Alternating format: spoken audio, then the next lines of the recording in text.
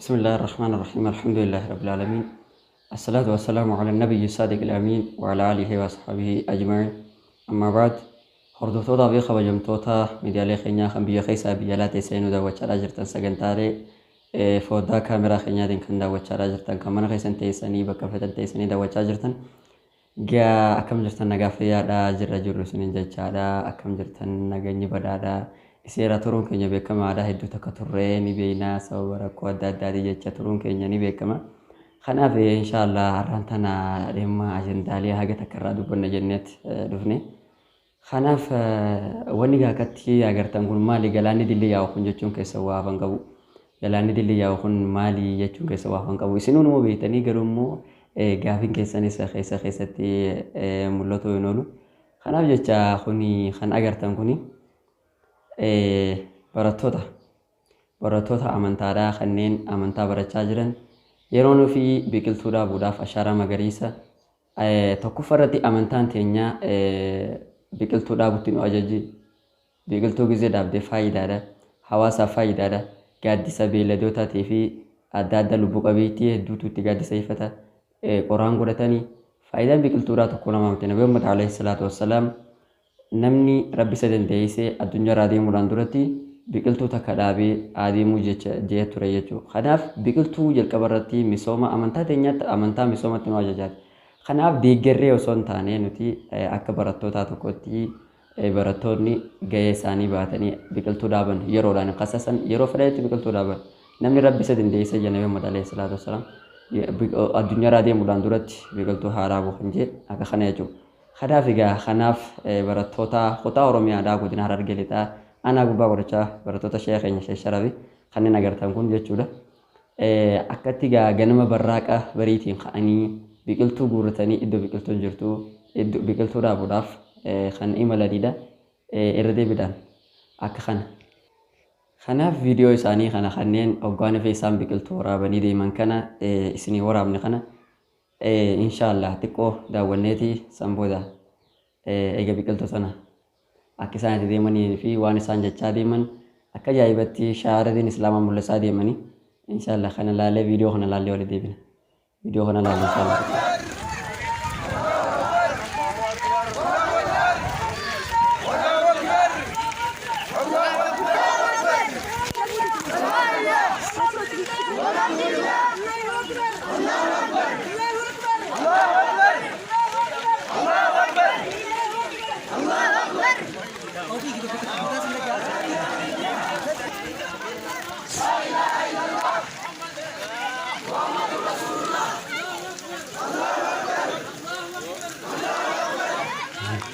Jalan majalah tu lah.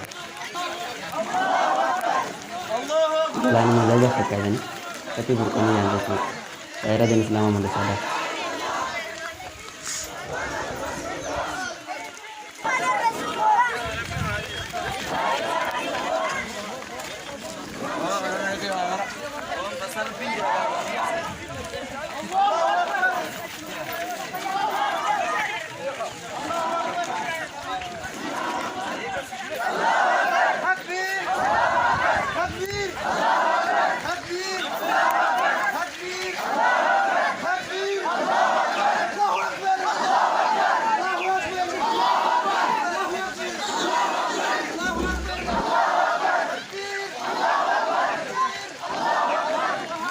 Kana bakka turtin video joone kana fakkaata hedduu takka shaajanii bareedanii Allahu akbar jechaadha takbiirtaa mul'isaadha kajaa'ibatti shaayachaa deemani kanaaf yeroo deeman bakka deemanii bakka ta'anitti amantaa shaawira mallattoo diin islaamaa mul'isu jiran Allahu akbar Allah guddisaadha deemu jiran kanaaf jecha biqiltuu dhaabuu wanna jaamu akka kana ture biqiltuu dhaabuu jechuun yeroo qassasoo osoo hin taane yeroo dhagindeessoo osoo hin taane amantaan teenya amantaa misoomatti nu ajaju misooma nuti akka ummata muslimaatti akka barattoottas akka ummata muslimtootaa guututti misooma amantaa teenyaatti nu ajaja biqiltuu ni dhaabna ni kunuunsina maqaaf hin dhaabnu hojiidhaaf dhaabna faayidaa hawaasaatiif dhaabna kanaaf jecha biqiltuu dhaabnee dhiisoo osoo hin taane ni kunuunsina akka kana fakkaata akka kanatti gahee baata ummanni muslimtootaa kana fakkaata duuba guyyaa har'aan tanaa godina Harargee lixaa kutaa Oromiyaa keessa aanaa Gubaa Orchaa magaalaa Homoonatti barattoonni shayii keenya Sheek Sharaf jechuudha bifa kanaan biqiltuu akka ajaa'ibatti kan dhaaban jechuudha akkasani hayyee viidiyoo biraa alaalumee wajjin.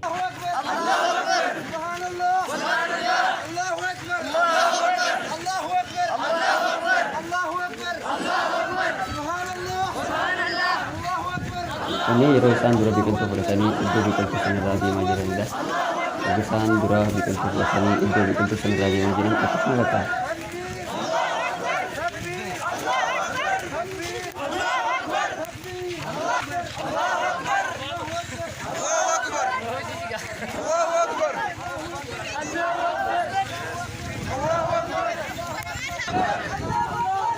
iddoo biqiltuu ada kan isa fakkaata.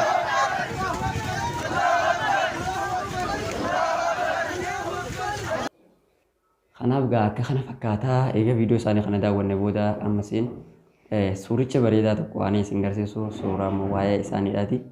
Akka ajaa'ibaatti hoggaa biqiltuu fudhatanii mallattoo diin islaamaa mul'isaadhaa deeman hedduu tokko kan namatti toludha.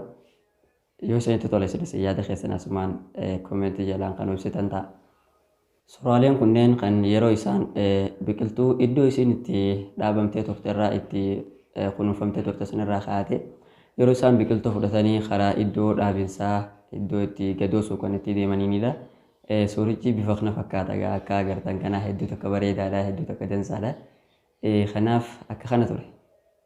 Hedduu tokko dasnuma godhaa biqiltuu dhaabuu nuti deeggarree osoo hin taane nuti kadeeggarruu nabiyuna Muhammad afdalu khalqillah Muhammad ibn Abdillah alayhi salatu wassalam irra caalaa khalqidhaa nabi Muhammad nabiyyi Allah ada Muhammad isa hordofuu jechuun isaatu misoomatti nu ajaje amantaa teenyaatu misoomatti nu ajaje waan ta'eef jecha isa hordofa isa deeggarra kanaaf jecha misooma guyyaa har'aa tanaa bifa kanaan akka ajaa'ibatti kan gaggeessine ta'a barattoonni jamaan sheekha keenya Sheek suuricha ammaa kana nama oggatti gartan kun waan hedduu tokko raajii namatti ta'e hedduu tokko ajaa'iba namatti ta'e wanni kun guyyuma kaleessaa kana kutaa Oromiyaadhaa godina Harargee lixaa magaalaa Cirootti kan taasifamedha.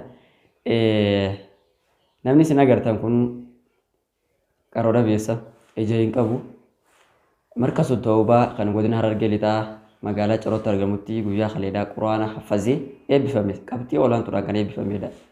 Namni kun hedduu tokko dinqisiifatamaa kan ta'e yeroo ammaan tanaa sooshaal miidiyaa kanarra suuraan isaa deddeemaa jirtudha. Qaroo hin qabu quraana hafazee sadarkaa qabxii bareeduudhaan qabxii olaantuudhaan eebbifame. Asirraa waa hedduu takka barachuu dandeenya. Edaanuu ija qabaatanii quraana hin hafazanii gizee rabbiin ija keessaa namaa kanneen alhamdulillah hedduu takka tattaafachuu sirra jira.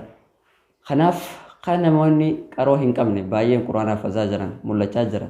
Yoo qaroo qabu immoo hedduu takka irraa abduu jechaadha quraana dhiisanii hafazuu dhiisii qarawuu dhiisanii barachuu dhiisanii hedduu takka irraa zeeroo ta'uun baay'inaan kan mul'achaa jirudha. Kanaaf namni kun hedduu tokko dinqisiifatamaa kan ta'e waan raajii hojjetamedha. Markazu Tawbaa kan guyyaa kaleessaa magaalaa Cirootti eebbifame namoota 25 dubartii takkaa wajjin kan eebbisanidha. Yoon dogoggoruu baadhee namoota 25 akkasni ta'a namni eebbifaman dubartii takkaa wajjin kan eebbifamtedha. Dubartiin sunis markaza saniitti dura nama dhalarraa quraana hafazee taatee kan eebbifamtedha. Kanaaf jecha markazu Tawbaan guyyaa kaleessaa waan seenaadhaa hojjetanii bara kana jechuun ifaajii yeroo dheeraadhaa guyyaa kaleessaa barattoota isaanii bifa bareedaa fi hawwataa ta'een hayyoonni adda addaa kanneen akka Sheek Jamaal Musaa duree mana marii muslimtoota Oromiyaadhaa kan ta'an irratti argamanii kan saganticha san bifa bareedaadhaan gaggeessaa turanidha. Kanaaf jecha akka kanatti waa'ee quraanaa kanarraa quraanni kuni quraana qomatti hafazuun namni san akkamitti hafazee waan jaamu odeeffannoo dilas mararraa qabaachuu baannu hedduu tokko raajii nuti ta'e isin dhageessuudhaaf immoo gadi fageenyaan kan qoratee waan kana akkamitti namni kun hafazee waan jahu isinirra jira. Kanaaf namoonni ija hin qabne kanneen baratanii hadiisa quraana miidiyaa kanarraa kanneen daawaa godhan hedduu takkaa jira. Beeytanis beekuu baattanis. Kanaaf jecha quraana hafazuu jechuun taphaa miti. Quraana soddomman akkamatti namaaf matatti hin qabatamu sammuutti namaan qabatamu. Quraana soddomman guutuu hafazee qabxii olaanaadhaan eebbifame namni suni. Gurbaan kun jechuun hedduu takka waan ajaa'iba ta'e yeroo ammaan tanaa sooshaal miidiyaa irra suuraa isaa deddeemaa jirtudha. Akka kana guyyaa kaleessaa godina Harargee lixaa aanaa Ciroo magaalaa Cirootti kan eebbifamedha gurbaan kuni. Qaroodha beessa jechuudha. Qaroodha beessa ijaan qabu quraana hafazee quraana hafazuu bira kutee qabxii olaanaadhaan kan eebbifamedha. Maashaallah quraanatti haa jabaannu quraana barachuutti haa jabaannu. Ka qaroo hin qabne tattaafachuu jira. Ka qaroo qabus tattaafachuu jira. Garuu kana keessa harka dhibba takkarraa harki xiqqaan yoo taate malee baay'inaan quraanarraa dagatamuu jira. Shiirii adda addaatiin shiirii ammayyoomtee dhufte muuziqaalee ammayyoomii kan yeroo ammaan tana ammayyaa dhufeen quraana fi kana dagachuun hedduu takka baay'achaa jira. Akkasiiti gara suuraa itti aantutti dabarra ajandaa itti aanu jechuudha. Suuricha agartan kunis suuraa ajaa'ibaati hedduu tokko walchiisaadha. Koomedii dalaguudhaa hojjetee namni kun hedduu takka yaalii dalagee ture garuu lafawoo isaatii wajjin wanni kun kan hojjetame guyyaa kaleessaa na fakkaata. Guyyaa kaleessaa godina Harargee Lixaa keessatti iddoo ta'ellee baay'inaan irraa quba qabaachuu baannu bakka kanatti hojjenne kijibuun mala. Kanaaf jecha namni kun hedduu takka harkaan shaagalee ture yaalee ture dalaguudhaaf osoo islaamichaa argate namni kun muuxannoo hedduu takka argatee jira jaama. Kanaaf koomediidhaan hojjetee ture koomedii dalagus madaabaraa maali luuqaa uffatee shifeera tahee keessa taa'ee hedduu takka jechuudha akka ajaa'ibaatti waan nama ajaa'ibsiisu waan nama kofalchiisu nama dinqisiisudha. Kunis kana fakkaata jechuudha isin garsiisuudhaaf asumaanu ittiin bohaartan. Suuricha agartan kunis suuraa akkuma beekamu yeroo dhiyeenya kana sheekhaa hayyoo ajaa'ibaa Sheekh Abdulatiif Sharafuddin dhiyeenya kana mana hidhaati bahuun isaa ni yaadatama. Yeroo dheeraadhaaf mana hidhaa keessatti hidhamee gidiramee akka ajaa'ibaatti rakkoon adda addaa irra geessee fayyaa sarbamee achi keessatti rakkachaa jiraachuu namoonni sagalee ta'aa turan hedduudha.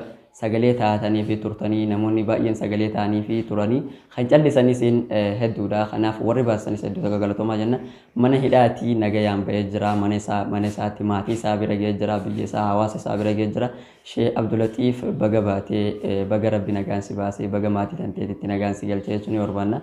Kanaaf alhamdulillahi rabbil alamin. Kanaaf ajendaaleen guyyaa irraan tanaa qabannee dhufne kana fakkaataa. Kanaaf warreen chaanaala keenya kanaaf haaraa taatan dhumarratti chaanaala keenya kana yoonii fi sabskraayibiin gurraatti kataa'u taate sabskraayibii maatii kan ta'e yoo kataa'u taate maatii tahaadha chaanaala keenya kana sagantaalee tana laayikii sheer godhaadha hamileen isinirraa akka mul'atu hedduu takka feena. Kanaaf jecha tana fakkaataa hanga qophii biraatiin walitti deebinutti nagaan nu turaa isiniin jenna. Wabillahi tawfiiq. Assalaamu alaikum warahmatullahi wabarakatuh.